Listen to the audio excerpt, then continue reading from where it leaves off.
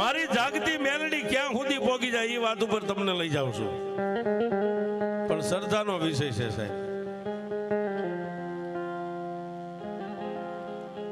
અમરેલીની બાજુમાં નાનું એવું પંખીના માળા જેવડું લાલપર કરીને ગામ સાહેબ. અને ઈવડાઈ લાલપર ગામની માલપાથી વાઘમસિંહ પરિવાર જાતે પોતે આહિર છે સાહેબ. નામ જેનું સંજયભાઈ મુળુભાઈ વાઘમસિંહ, વતન પોતાનું લાલપર છે અમરેલીની બાજુમાં સાહેબ. પણ પોતે બિઝનેસ કઈ કામ ધંધા અર્થે સુરતની માલ પર હાલે મોજૂદ રહેશે. આ મેલડીએ કામ કર્યું એને કઈ વર્ષો નથી વીતી ગયા છે, હજી કાલ કર્યું એમ કેવું હોય તો આપણે કહી શકીએ છીએ. પણ જેથી એના એકના એક દીકરાને સાહેબ હોસ્પિટલના પગથિયા લઈને બે માણસ ચડ્યા ને, સંજયભાઈ ને પોતાના ઘરેથી પોતાની પત્નીનું નામ છે નૈનાબેન. બે માણસ હોસ્પિટલના પગથિયા ચડ્યા. ડોક્ટરોએ રિપોર્ટ કર્યો સાહેબ. રિપોર્ટ કરી અને ડોક્ટર પોતાની ઓફિસની માલમાં બેઠા છે ને બે માણસ જઈને એટલું કીધું, સાહેબ તમારા બાળકનો રિપોર્ટ આવી ગયો. તેથી ડોક્ટરે એટલું કીધું, તમારા કુંજ, બાળકનું નામ કુંજ છે, દીકરાનું નામ, તમારા કુંજનો રિપોર્ટ આવી ગયો. તેથી જન્મ દેનારી જનેતા નૈનાબેન એટલું બોલ્યા, સાહેબ મારા દીકરાનો કેવો રિપોર્ટ આવ્યો છે. ત્યારે ડોક્ટર થોડીક વાર બેનની સામે જોવે, થોડીક વાર પોતાના ધણીની સામે જોવે, બે માણાની સામે જોવે, પણ ડોક્ટરના હોઠ સિવાય ગયા સાહેબ. ડોક્ટર કઈ બોલતા નથી.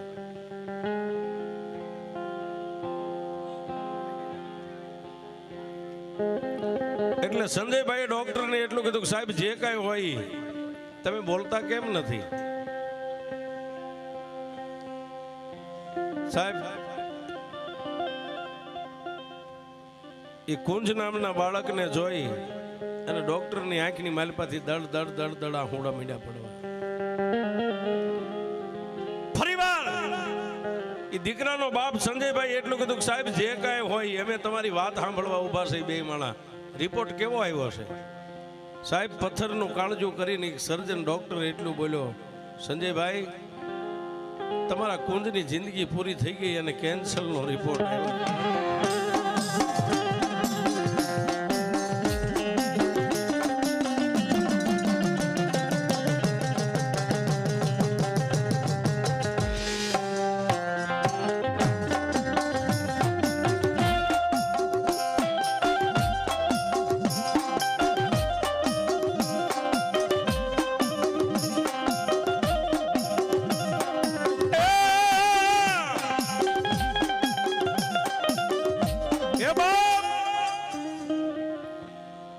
તમારા કુંજનો રિપોર્ટ કેન્સલ આવ્યો છે.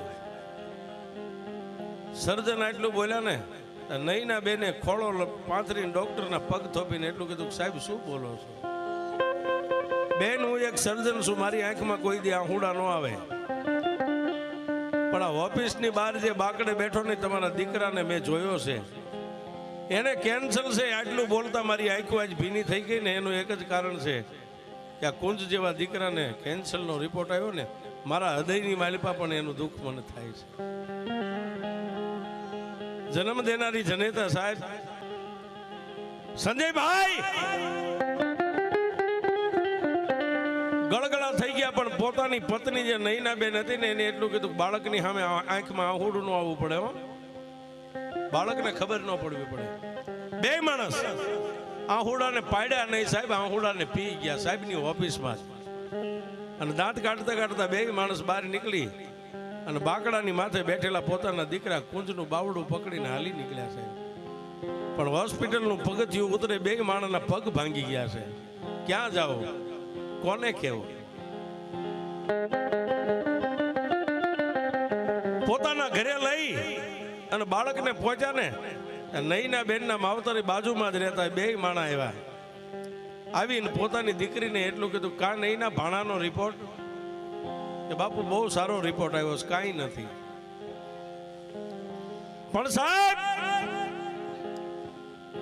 જેને જન્મ દઈ અને 20 વરાની દીકરીઓને ઉછેરીને પોતાના આંગણે મોટી કરી હોય ને, દીકરીના મોઢાની માથે નૂર ન ભાળ્યું ને એટલે પોતાની જન્મ દેનારી જનેતાએ એટલું કીધું કે નહીં, આ બાજુ આવી જાય. પોતાની જનેતાએ બાવડું નૈના બેનનું પકડીને એના માથે હાથ મેકીને એટલું કીધું કે આવડી મોટી તને કરી કોઈ દી મારા સોગન નથી આપ્યા ને, મારી માથે હાથ મેકીને કહી દે કુંજનો રિપોર્ટ કેવો આવ્યો છે. નૈના બેન ભાંગીને ભૂકો થઈ ગયા. પોતાની જન્મ દેનારી જનેતાને બથ ભરીને રોવા માંડી ગયા. એ માં, તને તો હું માં કહું છું, પણ મને માં કહેવા વાળાની જોઈ હવે દુનિયામાં ક્યારે બુજાઈ જાય ને મારા કુંજની, એની ખબર નથી. મારા કુંજને કેન્સરનો રિપોર્ટ આવ્યો.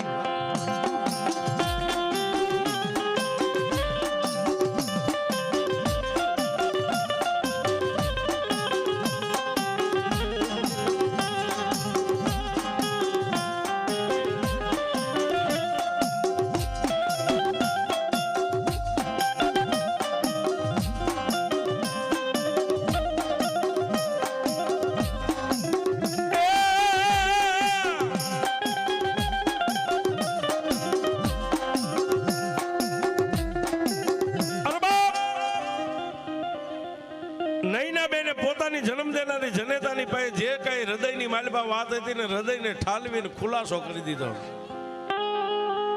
મમ્મી, મારા કુંજનો કેન્સરનો રિપોર્ટ આવ્યો છે. હું તને માં કહીશ, પણ મને માં કહેવા વાળાની આંખો ક્યારે બંધ થઈ જાય છે એની મને હવે ખબર નથી. તેથી જન્મ દેનારી જનેતાએ નૈના બેનને એટલું જ કીધું, બાપ, દુનિયાની માલપા જતી સતી ઓલિયા પીર પેગેમ્બર ક્યાંક તો કોઈ બેઠું છે ને આપણા ગરીબનો અવાજ સાંભળે એવો.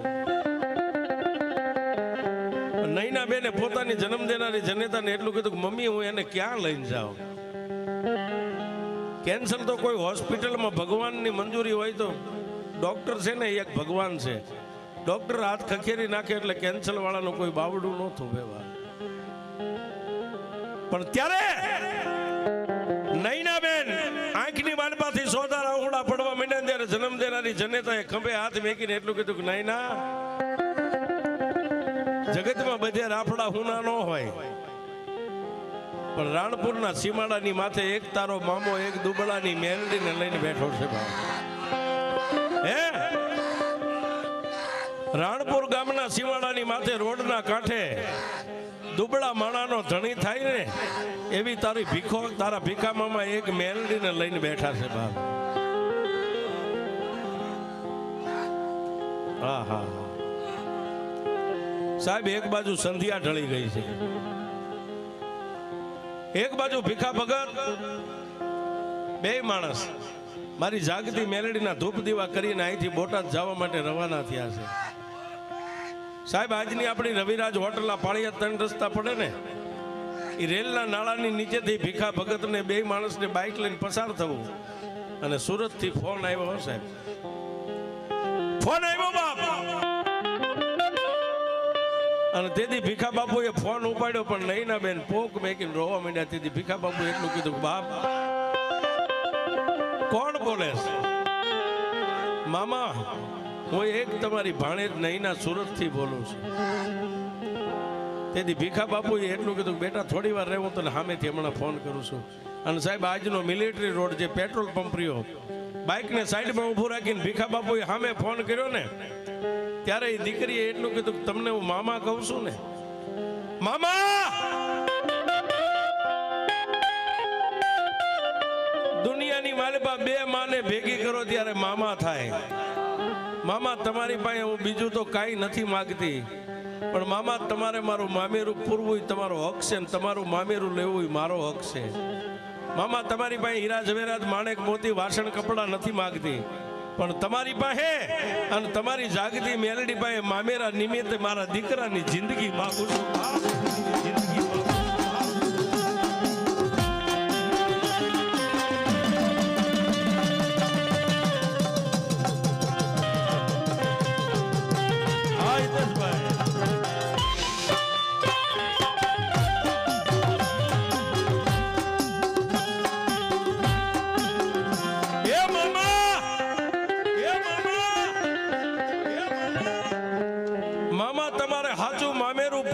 સમય અત્યારે આવ્યો છું મામેરાની માલપા તમારી પાસે ને તમારી મેલડી પાસે મારા દીકરાની જિંદગી માંગુ છું. પણ ભીખા બાપુએ એટલું કીધું કે બેટા રોજ નહીં, રોતા ને સાના રાખે ને એવી મારી પાસે એક અડીખમ મેલડી બેઠી છે, રોવાય નહીં બાપ. અને સાહેબ બીજું દીકરીને આપણે શું કહીએ છીએ, રોવાય નહીં બાપ, સાની રહી જા. પણ આજની રાત વીતી જવા દે. હું તને કાલ ફોન કરી અને મારી એક દુબળા માણસની મેલડી છે ને એના હું તને ખાલી દર્શન કરાવીશ.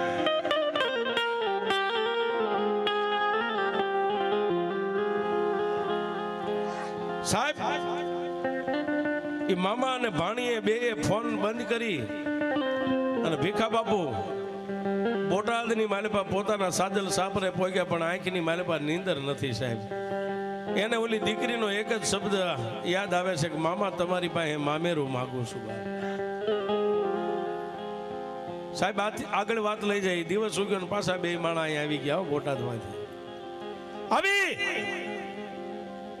અને માતાજીના હંજવારી પોતા કરી હાથની માલિપા ધૂપેલિયું ગુગલનો ગાંઠિયો તેલનો તરસ્યો નાખી અને તેથી ભીખા બાપુએ મારી મેલડીના મુખ સામે ધૂપેલિયું રાખીને એટલું કીધું કે હે માં, એ મારી મેલડી દેવ, એ મારી મેલડી દેવ, માડી હું તારો ભીખલો દુબળો સૌ પણ રોડના કાંઠે બેઠી, મારી મેલડી તું દુબળી નથી હો બાપ.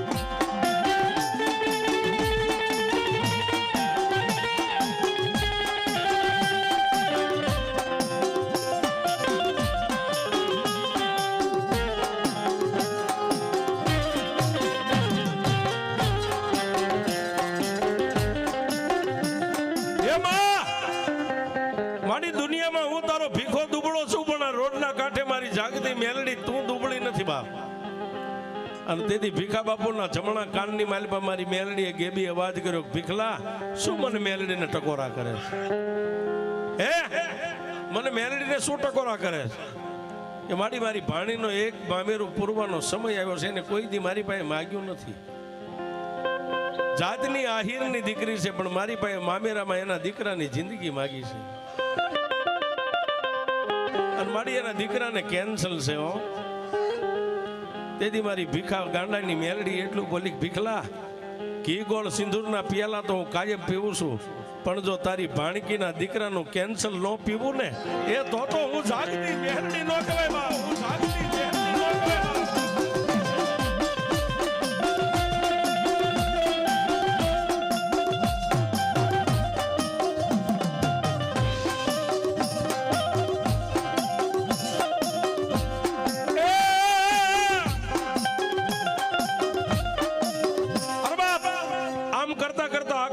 વીતી ગયો સાહેબ, અને એ દિવસનું સંધ્યા ટાણું થયું ને બાપ. એક બાજુ આ બાજુ આરતીનો સમય છે અને ભીખા બાપુના મનની માલિપા એક વિચાર આવી ગયો કે મારી ભાણી રાહ જોતી છે. અને સાહેબ વિડીયો કોલ કર્યો, વિડીયો કોલ, ફોન નહીં વિડીયો કોલ કર્યો, વિડીયો કોલ કર્યો. સંજયભાઈ પોતાના ઘરેથી પોતાના પત્ની નૈનાબેન અને સંજયભાઈના સાસુ સસરા પોતાના દીકરાને વીંટોળીને બેઠા છે. પોતાના દીકરાની એક વ્યાધિ છે સાહેબ. માણસ એમને એમ નથી મરી જતા, માણસને પોતાની વ્યાધિ મારી નાખે છે. વિડીયો કોલ આમ કરી અને નૈનાબેન નું આમ પેલું વેલું ભીખા બાપુએ મુખ જોયું ને, ધ્રુવકા ભરીને રોવા માંડી, મામા મામા મારું મામેરું. ત્યારે ભીખા બાપુ એટલું કીધું કે બાપ તારા દીકરા તારું મામેરું હું ન પૂરી શકું, ખાલી એકવાર મારી મેલડીનું મોઢું જોઈ લે આ વિડીયો કોલમાં, મારી મેલડી તારું મામેરું પૂરી. અને સાહેબ એ હાથમાં મોબાઈલ હતો ને, મોબાઈલ મેલડીના મુખ સામે આમ રાખ્યું, નૈનાબેન ની મેલડીની ચાર નજર ભેગી થઈ ને, અરે તેથી મારી જાગતી મેલડી કે ભીખલા દુનિયામાં બોલાવે તો હવ જાય, પણ વીડિયાની માલિપા કાચમાં મારીને માણાની ચાર નજર થાય અને જો હામાના રંગમાં ન ઉતરી જાવ તું તારી મેલડી.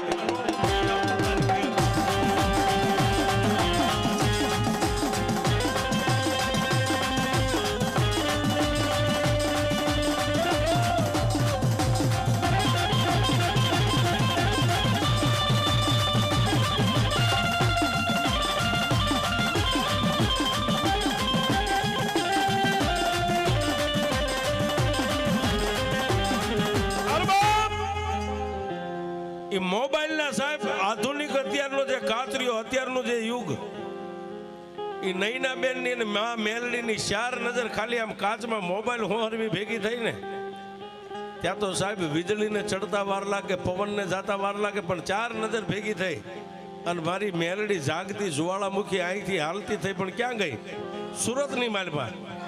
નૈના બેન દીકરી હવે કેમ ધૂણાઈ એને કોઈ દી ભાન નહીં, મેલડી શું કહેવાય એ એને ખબર નહીં, પણ ન્યા હાથની માલપા મોબાઈલ છે નૈના બેન ના, ખોડિયાની માલપા ખબર